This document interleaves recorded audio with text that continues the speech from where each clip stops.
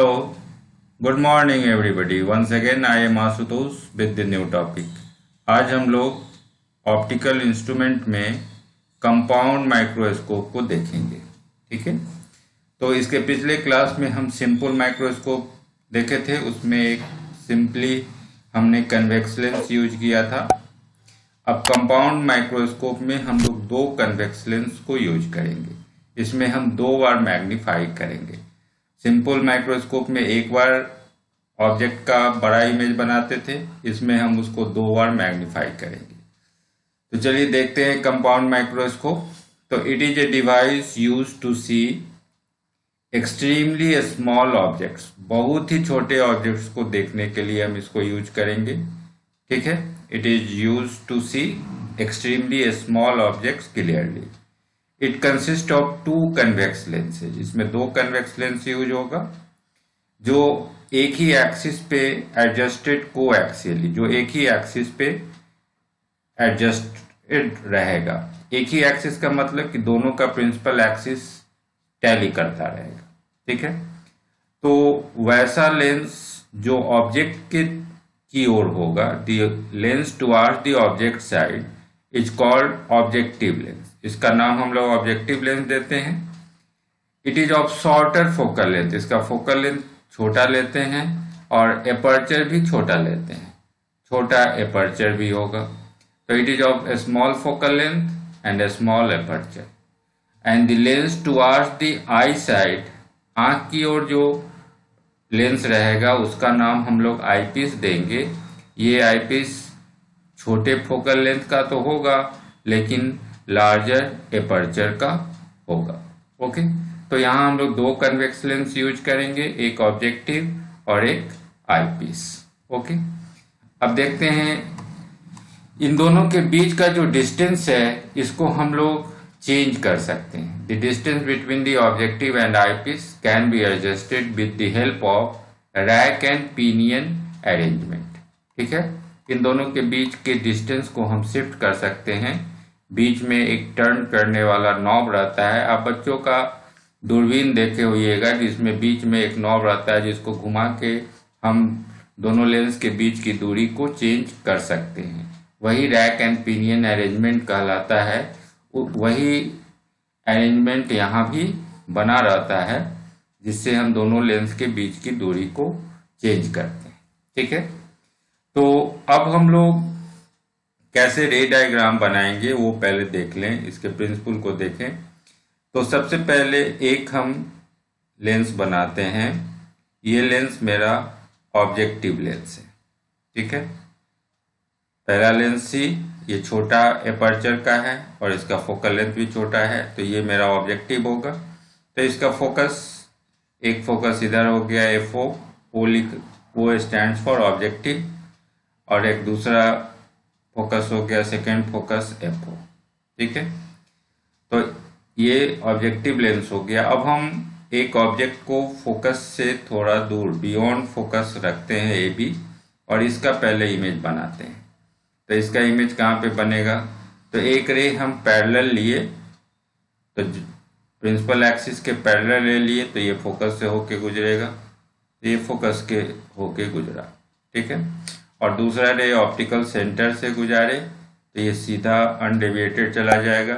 ये दोनों रे जाके यहाँ मिल रहा है, तो हमें इस पॉइंट पे एक इमेज मिल गया ए डैश बी डैश। ठीक है, तो इमेज आपको मिल गया ए डैश बी डैश, ये ऑब्जेक्टिव के द्वारा आपको इमेज मिला। अब देखिए यहाँ पे आपको रियल इमेज मिल रहा है, इन्वर्टेड मिल रहा है, उल्टा मिल रहा है और थोड़ा सा मैग्नीफाइड हो रहा है। तो एक बार हमने मैग्निफिकेशन कर लिया। अब ये जो है इमेज, ये दूसरे लेंस जो मेरा आईपीस कहला रहा है, ये सेकेंड लेंस हम लिए आईपीस, इसके लिए ये ऑब्जेक्ट का काम करेगा। ठीक है, तो अब सेकेंड लेंस लिए आईपीस, इसका फोकल लेंथ तो छोटा है लेकिन इसका एपर्चर बड़ा है, तो इसके लिए हम इसका फोकस सिलेक्ट करते हैं एफई, और इधर भी इसका हो गया एफई। अब क्या करें? अब आपके पास दो सिचुएशन है कि अब जो ये इमेज बन रहा है, ये अगर सेकेंड लेंस के ऑप्टिकल सेंटर और फोकस के बीच में रखेंगे तो क्या होगा। तो आप पढ़े हैं सिंपल माइक्रोस्कोप में, ये सिंपल माइक्रोस्कोप की तरह बिहेव करेगा कि ऑब्जेक्ट को ऑप्टिकल सेंटर और फोकस के बीच में रखेंगे तो उसी साइड मेरा एक बड़ा इमेज बनेगा। ठीक है, तो इस बाईं ओर है तो बाईं ओर ही एक बड़ा इमेज बनेगा। फिर हम इमेज बना के देखें तो अब इस a डैश b डैश का इमेज बनाते हैं तो एक रे पैरेलल लिए प्रिंसिपल एक्सिस से, तो ये फोकस से होके गुजरेगा तो इधर से रे चला गया, और दूसरा रे हम ऑप्टिकल सेंटर से गुजारे तो ये अनडेविएटेड आगे बढ़ जाएगा। तो ये दोनों रे आगे नहीं मिलेगा तो इन दोनों को बैक करेंगे तो यू विल फाइंड दैट इसका इमेज बन रहा है। ये दोनों रे को बैक किए तो यहाँ बी डबल डैश पॉइंट पे इमेज बन रहा है। तो अब हमें a double dash b double dash ये आपका इमेज बन गया। ठीक है, तो अब यहाँ पे हम इस ऑब्जेक्ट को डिस्टेंस को चेंज कर सकते हैं। अगर ऑप्टिकल सेंटर और फोकस के बीच में रखे तो बड़ा इमेज बना। अगर किसी ऑब्जेक्ट को हम फोकस पे ले आए, इस लेंस को थोड़ा सा इधर घसका दें तो फोकस इधर घसकेगा, तो फोकस अगर इस ऑब्जेक्ट को फोकस पे डाल देंगे तो इमेज बन जाएगा इन्फिनिटी पे। तो फिर आप कंपाउंड माइक्रोस्कोप को दो सिचुएशन में एडजस्ट कर सकते हैं कि फाइनल इमेज पहला जो बन रहा है ये least distance of clear vision d पे बने, और दूसरा सिचुएशन है कि जब फाइनल इमेज को हम लोग इन्फिनिटी पे बनाएं। तो इन दो सिचुएशंस में हम लोग फिर इसका मैग्नीफाइंग पावर निकालेंगे। ठीक है, तो मैग्नीफाइंग पावर हम लोग दो सिचुएशन में निकालेंगे। तो पहला केस कौन सा होगा? पहला केस होगा मैग्नीफाइंग पावर निकालिए, केस 1। मैग्नीफाइंग पावर हम निकाल रहे हैं जब वैसो फाइनल इमेज जो है वो फॉर्म हो least distance of clear vision. ठीक है, तो least distance of clear vision पे बनने के लिए हम क्या करेंगे? तो देखिए इमेज जो है, इमेज ये a double dash b double dash है। तो ये अगर आँख को हम यहाँ सटा के रखें तो देखिए कि ये कितना एंगल बना रहा है। तो ये जो एंगल बना रहा है इस एंगल को हम लिख रहे हैं बीटा। ठीक है, दिस एंगल इज बीटा। तो angle subtended by the image, और इसी जगह पे जितना बड़ा ऑब्जेक्ट है ये भी लिए थे तो यहाँ पे a डबल डैश क्यू इतना ही बड़ा ऑब्जेक्ट ले लिए, और ऑब्जेक्ट को हम मिलाए यहाँ सेंटर से तो ऑब्जेक्ट कितना एंगल बना रहा है, दैट एंगल इज अल्फा। ठीक है, तो बीटा और अल्फा निकल गया। तो अब हम मैग्नीफाइंग पावर को डिफाइन कर सकते हैं। मैग्नीफाइंग पावर क्या है? तो is the ratio of the angle subtended by the image formed at least distance of clear vision to the angle subtended by the object and which is placed at least distance of clear vision। तो फिर tan beta by alpha हम लिख सकते हैं m का value. तो हम इस फिगर को ध्यान रखेंगे और मैग्नीफाइंग पावर को अब डिफाइन करेंगे। तो मैग्नीफाइंग पावर क्या है? तो magnifying power is defined as the ratio of angle subtended by the image formed at least distance of clear vision to the angle subtended by the object placed at least distance of clear vision। तो ये m का value beta by alpha होगा, और फिर beta और alpha छोटा है तो हम इसको इसके टेंजेंट से रिप्लेस कर लेंगे तो tan beta by tan alpha आ जाएगा। तो हमें tan बीटा tan अल्फा का वैल्यू निकालना पड़ेगा। तो हम पहले ही tan बीटा tan अल्फा का वैल्यू इस फिगर से निकाल लें। ये एंगल बीटा है तो इसका हम अगर tan निकालेंगे तो क्या होगा? तो p बाई बी, तो a double dash b double dash divided bye आपका हो जाएगा a double dash c dash. ठीक है ना, तो हम यहाँ से tan बीटा का वैल्यू निकाल सकते हैं। tan बीटा का value a double dash b double dash ये p हो गया, और a double dash c dash ये आपका b हो गया, p बाई बी। और tan अल्फा का वैल्यू निकालेंगे इसी ट्रायंगल से, तो a डबल डैश क्यू ये दूरी and divided by a double dash C dash, P by B, तो यहाँ से tan अल्फा निकल जाएगा। और ए डबल डैश क्यू जो है ये ए बी के बराबर है, तो इसको ए बी के बराबर हम कर सकते हैं। तो tan बीटा tan अल्फा का वैल्यू हम डाल दें इक्वेशन जो 1 बनाए हैं सो, तो आपको फिगर याद हो गया। अब देखिए अल्फा बीटा स्मॉल है, तो हम इसको इसके टेंजेंट से रिप्लेस कर दिए। एम का value tan beta by tan alpha आ गया। tan बीटा आप निकाले तो A double dash B double dash by A double dash C dash है, और tan alpha A double dash Q बटा A double dash C dash था। A double dash Q को हम ए बी के बराबर लिख सकते हैं, तो A B by A double dash C dash आ गया। ये फिगर में हम आपको बता दिए कि कैसे tan अल्फा tan बीटा निकालेंगे। तो अब इन दोनों को हम इक्वेशन 1 में डाल दें, tan बीटा और tan अल्फा के वैल्यू को, ठीक है, और वैल्यू को डाल के देखिए क्या होता है।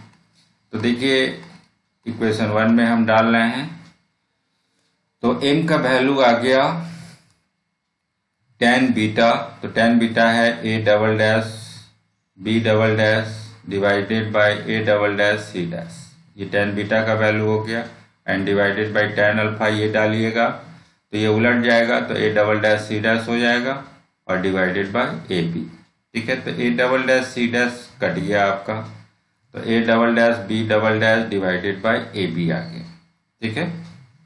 अब इसमें क्या करते हैं, हम a डैश b डैश से गुना कर लें और a डैश b डैश से भाग दे दें।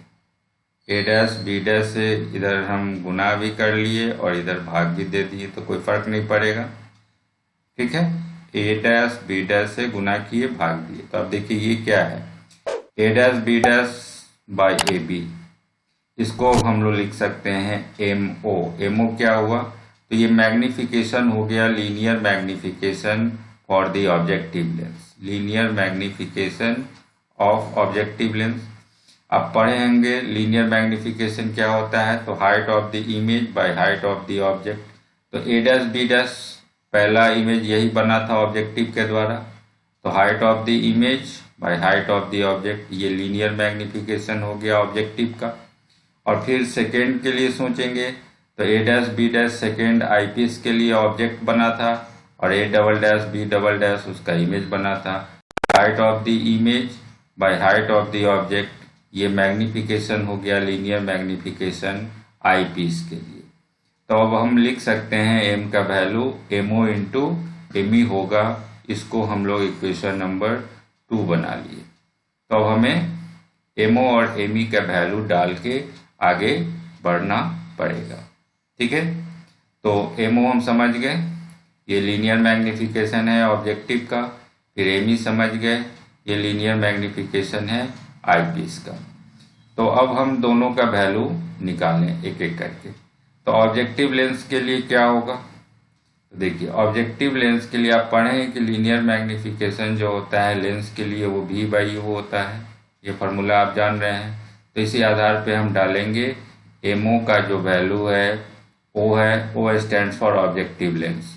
तो ऑब्जेक्टिव के लिए जब हम लीनियर मैग्निफिकेशन निकालेंगे तो V0 बाई U0 लिखेंगे, ठीक है। ऑब्जेक्टिव के लिए इमेज डिस्टेंस, ऑब्जेक्टिव के लिए ऑब्जेक्ट का डिस्टेंस। तो UO को हम माइनस UO लिखे चूंकि लेफ्ट में ऑब्जेक्ट है, और VO कहाँ पे बन रहा है, ये राइट में बन रहा है, तो ये प्लस VO होगा।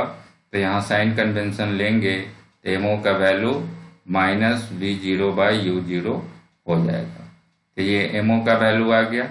और ME के लिए हम फिर से उसको यूज करें, तो ME के लिए हम क्या लिखेंगे, तो ME के लिए मेरा ये हो जाएगा V बाई UE। अब V बाई UE का वैल्यू निकालना है, तो इसके लिए हम लेंस फार्मूला को यूज करें, 1 by VE minus 1 by UE is equal to 1 by FE। ये E स्टैंड फॉर आईपीस।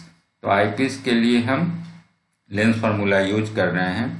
हम इसमें क्या किए, VE से गुना कर लिए, तो VE से गुना करेंगे तो VE बाई VE ये 1 हो जाएगा, यहाँ गुना करेंगे तो माइनस VE बाई UE हो गया, और इधर हो गया VE बाई FE, ठीक है। तो 1 minus VE by UE is equal to VE by FE होगा। हमको VE बाई UE का वैल्यू चाहिए, तो इसका वैल्यू चाहिए, तो इसको हम लोग एक तरफ रखेंगे, ये इस साइड आ जाएगा, ठीक है। तो आपका वी बाई यू का वैल्यू मिल जाएगा। तो आप वी बाई यू का वैल्यू निकालिए। वी बाई यू का वैल्यू क्या हो गया? तो वी बाई यू का value 1 minus V by F E हो गया। और वी क्या है? तो आईपीस से हम इमेज कहाँ पे बना रहे हैं? तो इमेज बना रहे हैं least distance of clear vision पे। तो आप देखें हैं जो ये लेंस बड़ा वाला लेंस लिए थे और जो इमेज बना था A double dash B double dash, A double dash B double dash, ये इमेज हम लोग least distance of clear vision पे बनाए थे। तो वी का वैल्यू माइनस डी हो जाएगा। तो वी का माइनस डी डाल देंगे यहाँ, तो ये 1 plus D by F E आ जाएगा। ठीक है, तो एम ई का वैल्यू आ गया 1 प्लस डी बाई एफ ई। ठीक है, तो ये वही सिचुएशन है जो सिंपल माइक्रोस्कोप का फॉर्मूला निकाले थे। सिंपल माइक्रोस्कोप में जब list distance of clear vision पे आप इमेज बनाते थे तो यही मैग्निफिकेशन आता था, magnifying power 1 plus D by F ई आता था। तो सेम वे में ये काम कर रहा है। तो एम ई का वैल्यू निकल गया। अब इन दोनों को हम इक्वेशन 2 में डाल दें। इक्वेशन 2 क्या था आपका? इक्वेशन 2 था कि कैपिटल एम जो था M O into M E था। अब इसमें हम दोनों वैल्यू को डाल दें। एम ओ भी निकाल चुके हैं minus V zero by U zero, और यहाँ भी हम इधर 1 plus D by F E निकाल चुके हैं। तो now this is your final magnifying power. ये minus V zero by U zero 1 plus D by F E, ये आपका कंपाउंड माइक्रोस्कोप का मैग्नीफाइंग पावर आ गया। ठीक है, अब देखते थ्योरी में क्या करते हैं कि जो ऑब्जेक्टिव लेंस को ध्यान दीजिए कि ऑब्जेक्टिव लेंस का जो फोकस था इसके बियॉन्ड हम ऑब्जेक्ट को रखे थे। तो प्रैक्टिकली क्या करते हैं कि इस ऑब्जेक्ट को बिल्कुल फोकस के नज़दीक रखते हैं। तो अगर ऑब्जेक्ट को बिल्कुल फोकस के नज़दीक रखेंगे तो ये जो दूरी हो जाएगी ये ऑब्जेक्टिव का फोकल लेंथ के बराबर हो जाएगा। तो इसको हम अप्रॉक्सीमेटली एफओ लिख सकते हैं। ठीक है, और ये जो वीओ है ऑब्जेक्टिव के द्वारा जो इमेज बना यहाँ पे ए डैश बी डैश, ए डैश बी डैश, यहाँ इमेज बना था। तो ये जो इमेज बना है इस दूरी को हम लोग ले लेते हैं लेंथ ऑफ द ट्यूब। जो दोनों जो लेंस के बीच जो रैक एंड पिनियन अरेंजमेंट में दोनों के बीच की जो दूरी है उसको हम लोग लेंथ ऑफ द ट्यूब कह सकते हैं कि कितना लेंथ हम ले जा सकते हैं दोनों के बीच की दूरी को चेंज करके। तो जो लेंथ ऑफ द ट्यूब है उसको एल से हम रिप्रेजेंट करें और ऑब्जेक्टिव के द्वारा जो इमेज बन रहा है ये जो वी जीरो है वही एल हो जाए। तो ये दो अगर हम सिचुएशन प्रैक्टिकली हम लोग यही दो काम करते हैं। तो इसको वी जीरो के जगह एल लिख सकते हैं और यू जीरो के जगह एफ जीरो लिख सकते हैं। तो मेरा फार्मूला एम का value minus L by F zero 1 plus D by F E आ जाएगा। किस कंडीशन में? तो पहले सिचुएशन में जब फाइनल इमेज हम लोग least distance of clear vision पे बनाते हैं तब। ठीक है, तो यहाँ तक समझ गए। हम अब सेकेंड केस में भी मैग्नीफाइंग पावर निकाल सकते हैं जब फाइनल इमेज इन्फिनिटी पे बने। तो magnifying power when the final image is found at infinity. तो इन्फिनिटी पे इमेज को बनाने के लिए हमें कुछ करना नहीं है एक्स्ट्रा, केवल जो ऑब्जेक्ट जो पहले ऑब्जेक्टिव लेंस के द्वारा जो इमेज बना ए डैश बी डैश, ये इमेज बना। अब इसको हमको आईपीस के लिए ये जो सेकेंड लेंस मेरा आईपीस है इसके फोकस पे सिंपली डाल देना है। पिछले केस में आप देखे थे कि फोकस इधर था, फोकस और ऑप्टिकल सेंटर के बीच में आप डाले थे। अब इसको सीधे अगर हम आईपीस के फोकस पे डालेंगे और तब इसका इमेज बनाएंगे तो देखेंगे कि फाइनल इमेज इन्फिनिटी पे चला गया।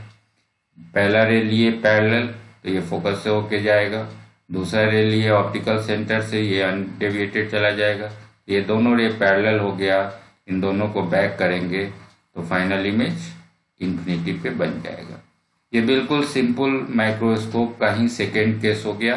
सिंपल माइक्रोस्कोप में जैसे हम final image least distance of clear vision पे बनाए थे तो formula 1 plus D by F ई आया था, 1 प्लस डी बाई एफ, और जब इन्फिनिटी पे बनाए थे तो सिंपली डी बाई एफ आया था।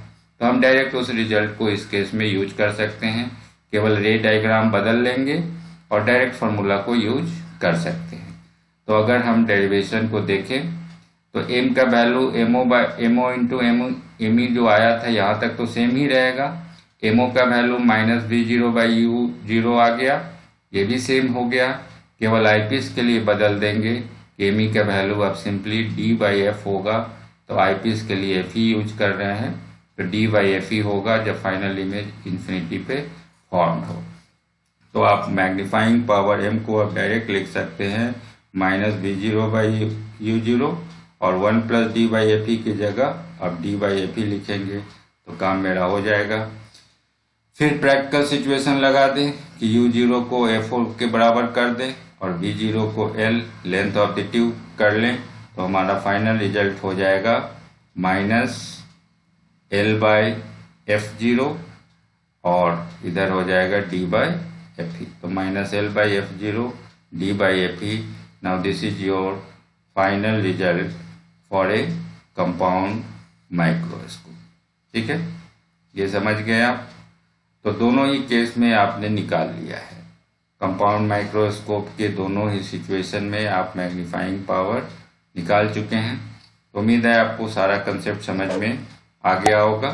अब अगले क्लास में हम लोग टेलीस्कोप के बारे में सीखेंगे। Okay, that's over for today. Thank you.